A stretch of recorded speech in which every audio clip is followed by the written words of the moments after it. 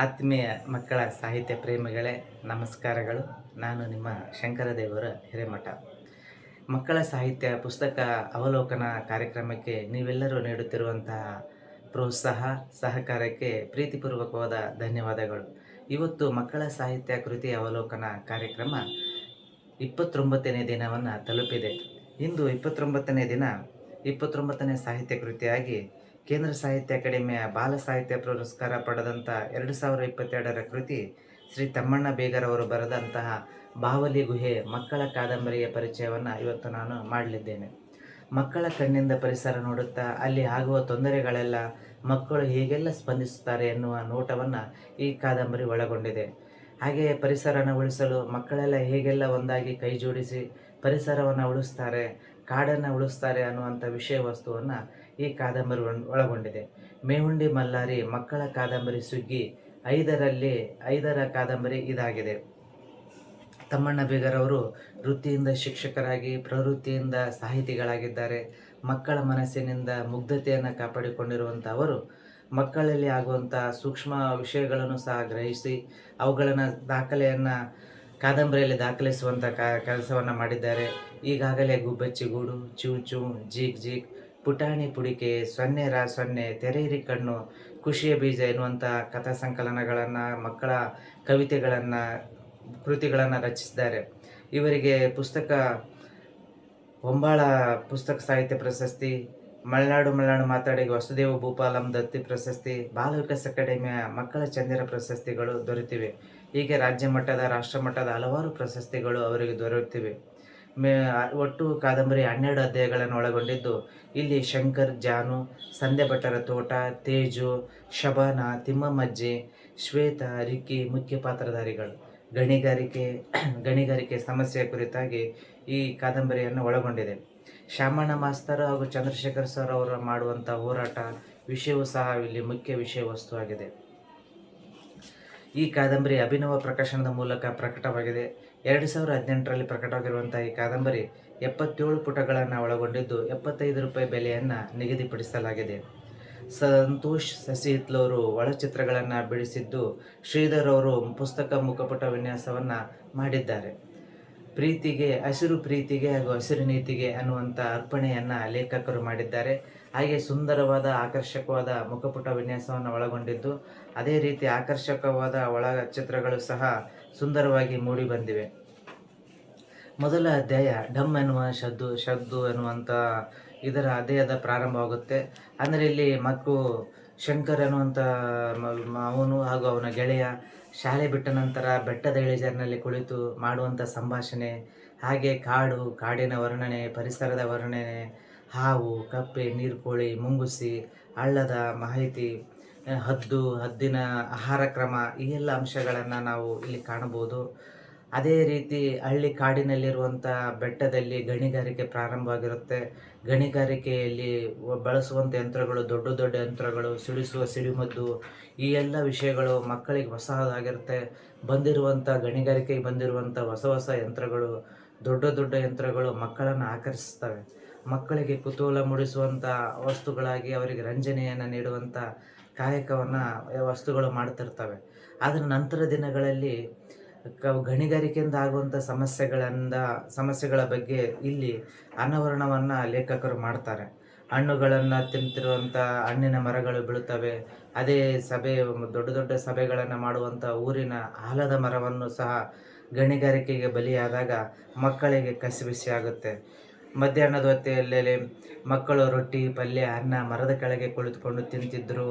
ಹಾಗೂ ಅದೆಲ್ಲ ಮರ ಬಿದ್ದ ನಂತರ ಗಣಿಗಾರಿಕೆಯಿಂದಾಗಿ ದನ ಮೇಲು ಬೆಟ್ಟಕ್ಕೆ ಹೋದಂಥ ಸಂದರ್ಭದಲ್ಲಿ ದನಗಳಿಗೆ ಗಾಯ ಆದಂಥದ್ದು, ಅಂದರೆ ಜನರಿಗೂ ಸಹ ಗಾಯ ಆಗೋದಂತು. ಹಾಗೂ ಗಣಿಗಾರಿಕೆ ಪರಿಣಾಮದಿಂದಾಗಿ ವಾಟಿಕೆರೆಯ ಹತ್ತಿರ ಇರುವಂಥ ಗಣಿಗಾರಿಕೆ ಪ್ರಾರಂಭವಾದಾಗ ಆ ಕೆರೆಗೆ ಬರ್ತಿದ್ದಂಥ ಬೆಳ್ಳಕ್ಕಿಗಳು, ಕಾಡು ಬಾತು, ನೀರು ಕಾಗೆ ಈಗ ಬರೋದಿಲ್ಲ, ಹೋಗ್ಬಿಟ್ಟಿರುತ್ತೆ. ಗಣಿಗಾರಿಕೆಗೆ ಬಂದಂಥ ಹೆಚ್ಚಿನ ಹಣದಿಂದ ಜನ ಹೆಚ್ಚಿನ ಪ್ರಮಾಣದಲ್ಲಿ ಕುಡುಕರಾಗಿರ್ತಾರೆ. ಈ ಸಮಸ್ಯೆ ಇದಾದಾಗ ಶಾಲೆಯಲ್ಲಿ ಸಭೆ ಮಾಡ್ತಾರೆ.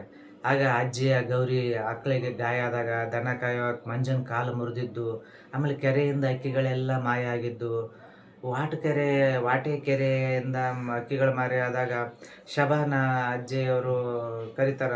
ಹೌದಪ್ಪ ಹೌದು, ನಾವು ಸಭೆಯನ್ನ ಮಾಡಿ ಮಾಡಲೇಬೇಕಂತ ಸಭೆ ಮಾಡ್ತಾರ. ಸಭೆಯಲ್ಲಿ ಹೇಳ್ತಾರೆ ಗಣಿಗಾರಿಕೆಯಿಂದ ಆಗುವಂಥ ತೊಂದರೆಗಳ ಕುರಿತಾಗಿ ಹಾಗೂ ಗಣಿಗಾರಿಕೆಯಿಂದ ಏನೆಲ್ಲ ಆಗುತ್ತೆ ಅನ್ನೋಂಥ ವಿಷಯವನ್ನು ಚರ್ಚೆ ಮಾಡ್ತಾರೆ. ಆಗ ಗುಡ್ಡದಕ್ಕೆ ಹೋಗಿ ಅಲ್ಲಿಂದ ಬಂದಂಥ ಸಂದರ್ಭದಲ್ಲಿ ಗುಡ್ಡದಿಂದ ಆಗುವಂತಹ ಗಣಿಗಾರಿಕೆಯಲ್ಲಿ ಗುಡ್ಡದಿಂದ ಆಗಿರುವಂಥ ಸಮಸ್ಯೆಗಳ ಬಗ್ಗೆ ಹೇಳಿ ಸ್ಟಾರ್ಟ್ ಆಗುತ್ತೆ. ಆವಾಗ ಕರಪತ್ರಗಳನ್ನು ಹಂಚುವ ಮೂಲಕ ತಮ್ಮ ಹೋರಾಟವನ್ನು ಪ್ರಾರಂಭಿಸ್ತಾರೆ ಗಣಿಗಾರಿಕೆ ವಿರುದ್ಧವಾಗಿ. ಗಣಿಗಾರಿಕೆಯಿಂದಾಗಿ ಅಲ್ಲಿ ಶಾಮಣ್ಣ ಮಾಸ್ತರು, ಚಂದ್ರಶೇಖರ್ ಸರು ಹಾಗೂ ಗ್ರಾಮಸ್ಥರ ಮನವೊಲಿಸಿ ಗಣಿಗಾರಿಕೆಯಿಂದ ಆಗುವಂಥ ಸಮಸ್ಯೆಗಳು, ಅದರಿಂದ ಮುಂದಿನ ನಮ್ಮ ಜನಾಂಗಕ್ಕೆ ಆಗುವಂಥ ತೊಂದರೆಗಳ ಕುರಿತಾಗಿ ಮನವೊಟ್ಟು ಮಾಡಿ ಕರಪತ್ರಗಳನ್ನು ಅಂತಾರೆ. ಆದರೆ ಎಷ್ಟೇ ಹೋರಾಟ ಮಾಡಿದರೂ ಸಹಿತ ಅವರಿಗೆ ಫಲಿತಾಂಶ ಬೇಗ ಸಿಗೋದಿಲ್ಲ. ಆಗ ಮಕ್ಕಳು ಸಹ ಶಿಕ್ಷಕರು ಸಹ ಶಾಲೆಗಳನ್ನು ಬಂದ್ ಮಾಡಿ ಗ್ರಾಮಸ್ಥರ ಜೊತೆಗೆ ಕೈ ಜೋಡಿಸಿ ಹೋರಾಟ ಮಾಡ್ತಾರೆ. ಆವಾಗ ಮಕ್ಕಳಿಗೂ ಸಹ ರಜೆ ಇರೋದ್ರಿಂದ ಅವರು ಸಹ ಖುಷಿ ಆಗ್ತಾರೆ. ಆದರೂ ಅವರು ಸಹ ಗಣಿಗಾರಿಕೆ ವಿರುದ್ಧ ಹೋರಾಟ ಮಾಡಬೇಕಂತೇಳಿ ಅವರು ಸಹ ಅವರು ಅದ್ರ ಬಗ್ಗೆ ಏನು ಮಾಡ್ಬೇಕಂತ ಆಲೋಚನೆ ಮಾಡ್ತಾ ಮನೆಯಲ್ಲಿರ್ತಾರೆ. ಹಾಗೆ ಹೋಗ್ಬೇಕಾದ್ರೆ ಅವ್ರಿಗೆ ಒಂದು ಸಲ ಕಾಡಿನಲ್ಲಿ ಹೋಗ್ಬೇಕಾದ್ರೆ ಒಂದು ಬಾಹುಲಿ ಗುಹೆ ಅನ್ನುವಂಥದ್ದು, ಈ ಕಥೆಯ ಕಾದಂಬರಿಯ ಶೀರ್ಷಿಕೆ ಆಗಿರುವಂಥ ಬಾಹುಲಿ ಗುಹೆಗೆ ಹೋಗ್ತಾರೆ. ಒಂದು ಹೆಬ್ಬಂಡೆ ಇರುವಂಥ ಕಲ್ಲಿನ ಗುಹೆ ಅದಾಗಿರುತ್ತೆ. ಆ ಗುಹೆಯಲ್ಲಿ ಒಳಗಡೆ ಹೋದಾಗ ಅವ್ರಿಗೆ ಫಸ್ಟಿಗೆ ಭಯ ಆಗುತ್ತೆ. ಮೇಲಿನಿಂದ ನೀರು ಜಲಪಾತದ ಜರಿಯಾಗಿ ಬೀಳ್ತಾ ಇರ್ತದೆ. ಅದು ಬೇಸಿಗೆ ಕಾಲ ಆಗಿರೋದ್ರಿಂದ ನೀರಿನ ಪ್ರಮಾಣ ಕಡಿಮೆ ಆಗಿರೋದ್ರಿಂದ ಮಕ್ಕಳಿಗೆ ಸುಲಭವಾಗಿ ಒಳಗಡೆ ಹೋಗ್ತಾರೆ. ಆದರೆ ಒಳಗಡೆ ಅವ್ರಿಗೆ ಏನು ಕಾಣೋದಿಲ್ಲ, ಬಾಹುಲಿ ಕಾಣ್ತಾವೆ ಎರಡು. ಆರಿದಾಗ ಓಹೋ, ಬಹುಶಃ ಇದ್ರೊಳಗೆ ಬಾಹುಲಿ ಇರೋದಕ್ಕೆ ಇದಕ್ಕೆ ಬಾಹುಲಿ ಗುಹೆ ಅಂತ ಕರೀತಾರ ಅಂತೇಳಿ ಅಂತಾರೆ. ನಮ್ಮೂರ್ನಾಗ ಎಲ್ಲಿ ಹುಲಿ, ಸಿಂಹ, ಕರಡಿ ಇರ್ತಾವ, ಎಲ್ಲ ಬರೀ ಹಂದಿ, ಕಾಡು ಕೋಣ, ನರಿ ಅಷ್ಟೇ ಇರ್ತಾವ. ಈಗ ಗಣಿಗಾರಿಕೆ ಪ್ರಾರಂಭ ಆದಮೇಲೆ ಅವನು ಇಲ್ಲ ಅಂತ ಹೇಳ್ತಾರೆ. ಆವಾಗ ಅಜ್ಜಿ ಒಂದು ಉಪಾಯ ಕೊಡ್ತಾರೆ ಮಕ್ಕಳಿಗೆ. ಗಣಿಗಾರಿಕೆ ನಿಂದ್ರಿಸ್ಬೇಕಂದ್ರೆ ಗಣಿಗಾರಿಕೆ ಮಾಡುವಂಥ ಜಾಗದಲ್ಲಿ ನಾವೆಲ್ಲ ಸಸಿಗಳನ್ನು ನೆಡಬೇಕು. ಈಗ ನೀವೇನು ಮಾವಿನ ಹಣ್ಣು ತಿಂತಾ ಇದ್ದೀರಲ್ಲ, ತಿಂದ ಮೇಲೆ ಆ ವಾಟೆಗಳನ್ನು ಹೋಗಿ ಅಲ್ಲಿ ಇಟ್ಬಿಡ್ರಿ, ಸಸಿ ಆಗ್ತಾವ. ಸಸಿ ಆದ ನಂತರ ಆ ಸಸಿಯನ್ನು ನೋಡಿದಂಥ ಅವರು ಗಣಿಗಾರಿಕೆ ನಿಂದ್ರಿಸ್ತಾರಂತ ಅಜ್ಜಿ ಮುಗ್ಧತೆಯಿಂದ ಮಕ್ಕಳಿಗೆ ಹೇಳ್ತಾರೆ. ಆದರೆ ಮಕ್ಕಳು ಹೇಳ್ತಾರೆ, ಅಜ್ಜಿ ಅಷ್ಟು ದೊಡ್ಡ ಆಲದ ಮರನೇ ಕೆಡವಿದವರು, ನಿನ್ನ ಪುಟ್ಟ ಸಸಿಯನ್ನು ಬಿಡ್ತಾರೇನೋ ಅದನ್ನು ಕೆಡುತ್ತಾರ ಅಂತ ಹೇಳ್ತಾರೆ. ಹಾಗೆ ಇಷ್ಟಾದ ನಂತರ ಅವ್ರ ಮಕ್ಕಳು ಹೋಗಿ ಅಲ್ಲಿ ಗಣಿಗಾರಿಕೆ ನಡೆಯುವಂಥ ಜಾಗದಲ್ಲಿ ಅಜ್ಜಿ ಹೇಳ್ದಂಗತೆ ಸಸಿಗಳನ್ನು ನೆಟ್ಟು ಬರ್ತಾರೆ. ಅವಾಗ ಮಳೆಗಾಲ ಪ್ರಾರಂಭ ಆಗುತ್ತೆ. 4 ತಿಂಗಳ ಕಾಲ ಗಣಿಗಾರಿಕೆ ನಿಂದಿರುತ್ತೆ.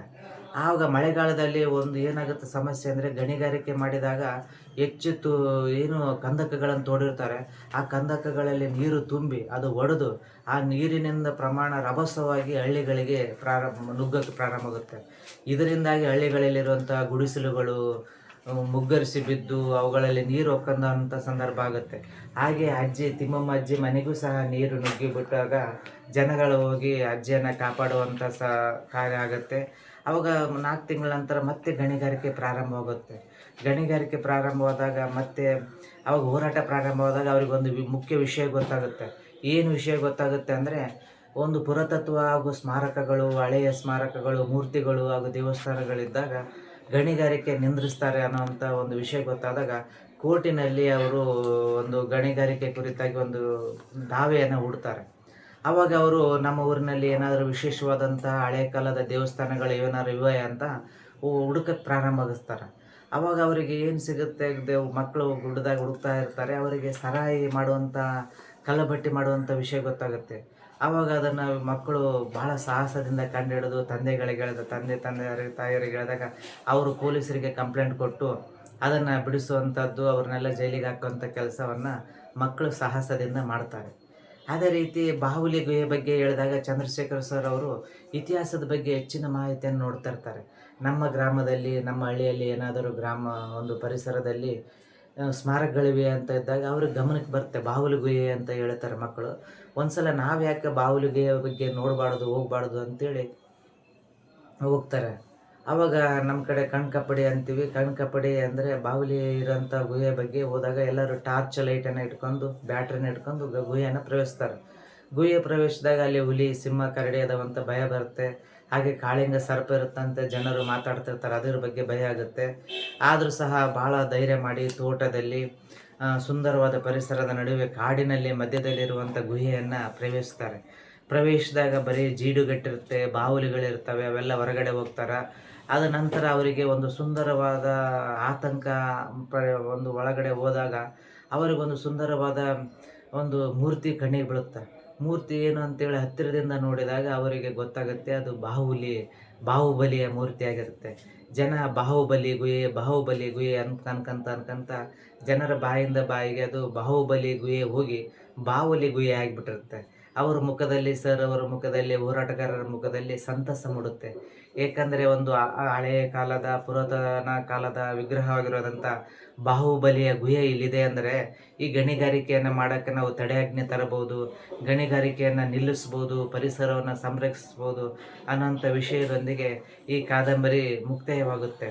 ಈ ಕಾದಂಬರಿಯ ಮುಖ್ಯ ಆಶಯ ಮಕ್ಕಳಲ್ಲಿ ಪರಿಸರ ಪ್ರಜ್ಞೆಯನ್ನು ಹಾಗೂ ಪರಿಸರ ಜಾಗೃತಿಯನ್ನು ಮೂಡಿಸುವುದಾಗಿದೆ. ಜೊತೆಗೆ ಪರಿಸರಕ್ಕೆ ಸಮಸ್ಯೆ ಉಂಟಾದಾಗ ನಾವು ಮಕ್ಕಳು ಯಾವ ರೀತಿ ಪರಿಸರಕ್ಕೆ ಸಮಸ್ಯೆ ಉಂಟಾದಾಗ ಸ್ಪಂದಿಸ್ತಾರೆ ಹಾಗೂ ಸಮಸ್ಯೆಗೆ ಅವರು ಪರಿಹಾರವನ್ನು ಹೇಗೆ ರೀತಿ ಕಂಡುಹಿಡಿತಾರೆ ಅನ್ನುವಂಥ ವಿಷಯವನ್ನು ಮಕ್ಕಳು ತಮಗೆ ತಾವೇ ಕಂಡುಕೊಳ್ತಾರೆ. ಹಾಗೆ ಮುಂದಿನ ನಾಗರಿಕರಾಗಿರುವಂಥ ಮಕ್ಕಳಲ್ಲಿ ಪರಿಸರವನ್ನು ಉಳಿಸುವಂಥ ಕೆಲಸವನ್ನು ಅವರಲ್ಲಿ ನಾವು ಮೂಡಿಸಬೇಕು. ಏಕೆಂದರೆ ಪರಿಸರ ಕಾಡು ಉಳಿದರೆ ಮಾತ್ರ ನಾಡು ಉಳಿಯೋಕ್ಕೆ ಸಾಧ್ಯ ಅನ್ನುವಂಥ ಮಹತ್ತರವಾದ ಆಶಯವನ್ನು ಈ ಕಾದಂಬರಿ ಒಳಗೊಂಡಿದೆ.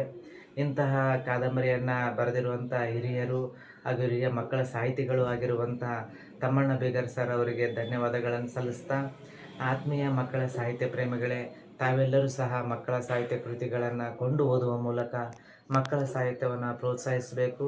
ಅದೇ ರೀತಿ ಮಕ್ಕಳಿಗೆ ವಿಶೇಷ ಸಂದರ್ಭದಲ್ಲಿ ಹುಟ್ಟುಹಬ್ಬ, ವಾರ್ಷಿಕೋತ್ಸವ ಸಂದರ್ಭದಲ್ಲಿ ಮಕ್ಕಳ ಸಾಹಿತ್ಯ ಕೃತಿಗಳನ್ನು ಕೊಡುಗೆಯಾಗಿ ನೀಡುವ ಮೂಲಕ ಮಕ್ಕಳ ಸಾಹಿತ್ಯ ಲೋಕವನ್ನು ಪ್ರೋತ್ಸಾಹಿಸುವ ಕೆಲಸ ನಿಮ್ಮಿಂದ ಆಗಬೇಕು ಅಂತ ಹೇಳ್ತಾ, ಇವತ್ತಿನ ದಿನದ ಮಕ್ಕಳ ಸಾಹಿತ್ಯ ಕೃತಿ ಅವಲೋಕವನ್ನು ಈ ಕೃತಿಯೊಂದಿಗೆ ಮುಕ್ತಾಯಗೊಳಿಸ್ತಾ ಇದ್ದೇನೆ. ಧನ್ಯವಾದಗಳು.